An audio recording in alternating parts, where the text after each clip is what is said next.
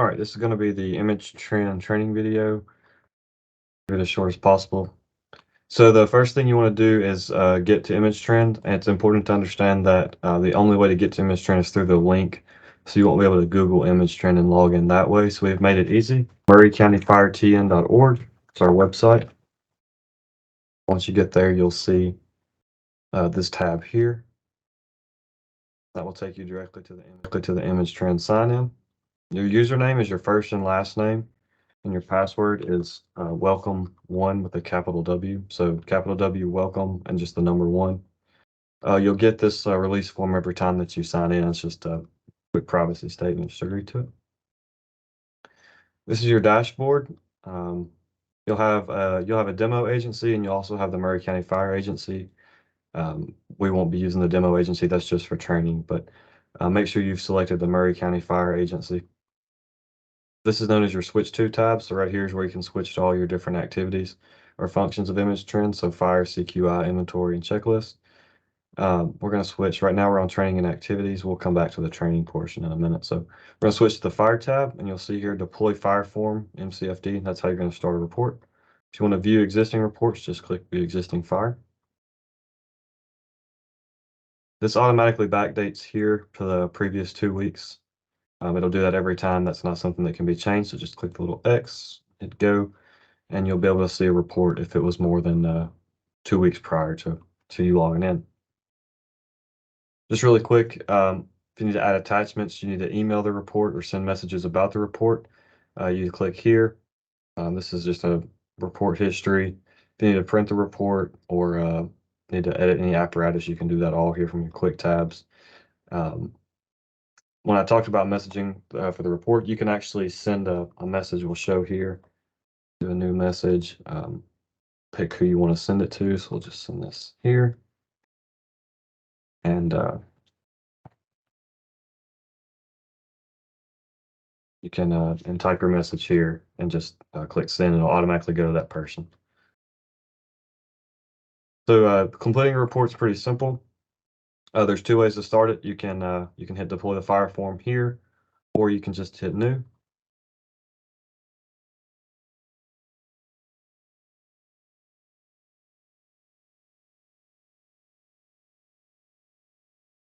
All right, so these are your different areas of the report. So preset values, basic, you'll see an EMS tab come up if you pick a certain call type.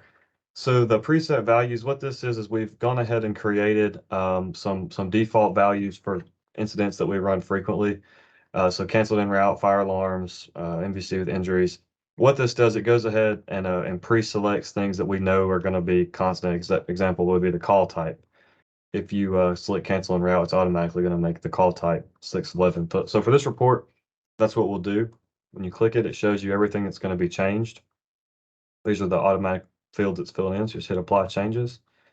You'll see here it's already at 88% validation, and you get 1 point per question. So there's only 12 questions to be answered till you're done with the report. All right.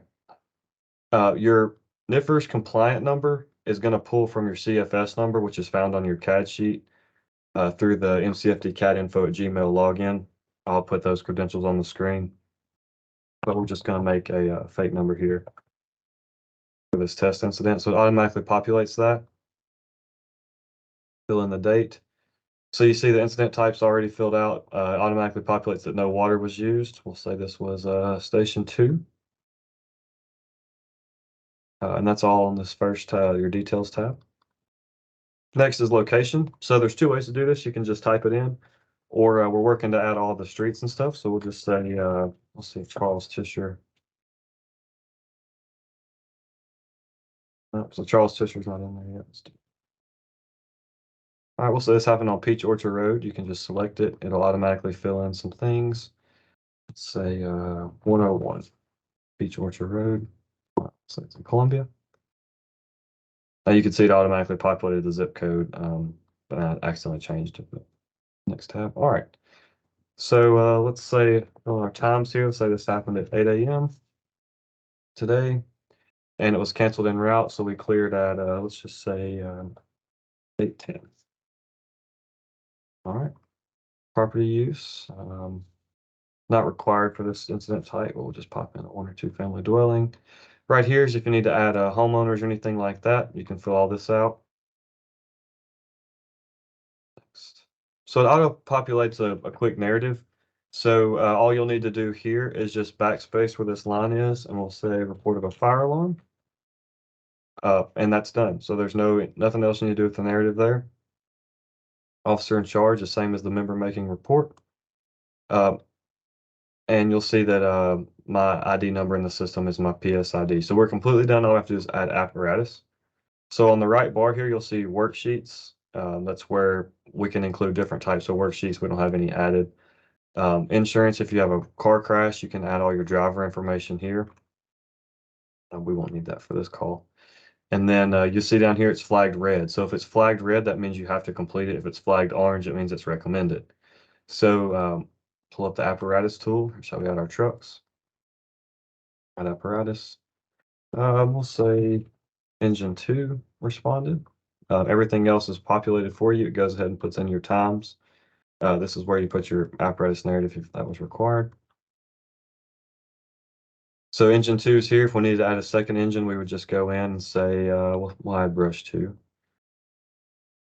All right, so now we've got engine 2 and brush 2. We'll just hit edit personnel, add personnel, and we'll just add those 4 people. X out of that. Oh, no. Edit personnel, add, we already had that. There. Hit back this time. And that's it. So your report's complete. You see you have 100% validation. You can go back and lock it if you need to. Hit save, close, and we're going to finish. Automatically set it to finish. And that report's done. If you need to print the report or send it to somebody, again, you can use these buttons here. So that's all it is to completing a report. It's pretty simple.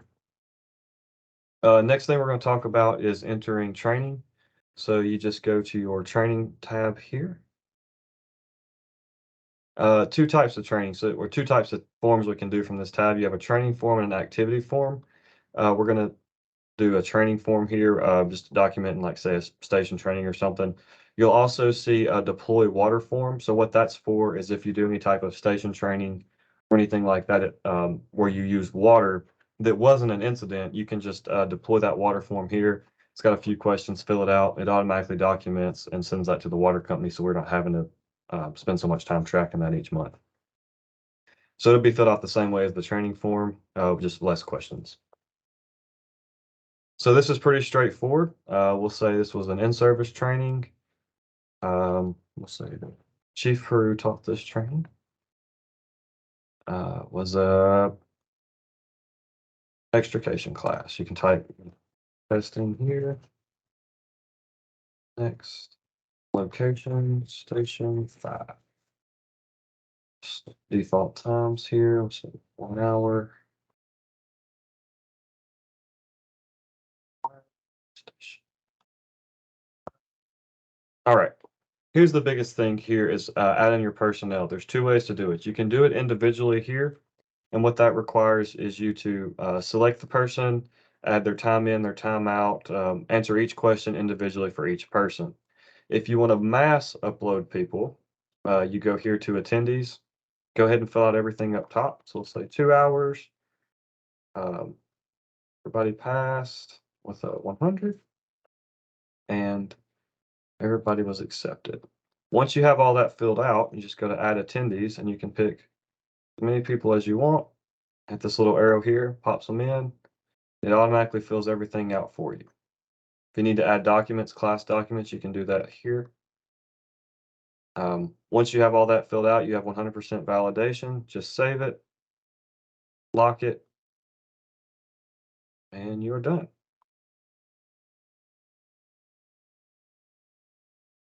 The last thing to talk about is maintenance. So go to, let's say, like truck maintenance or anything like that that needs to be documented.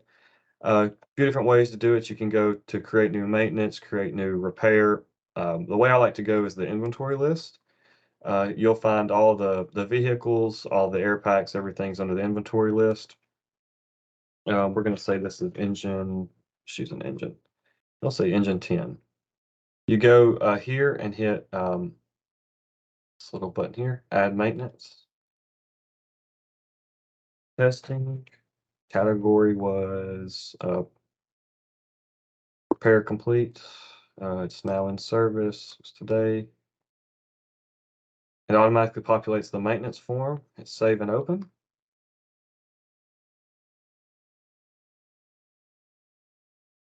And you just go through and answer these questions. And that's pretty much it. You can go here and add any documents you need to add. Go here and add repair records. Once you get done with that, you know, log your cost, downtime. You can add specific parts that were used. You just save it, and same way you lock it.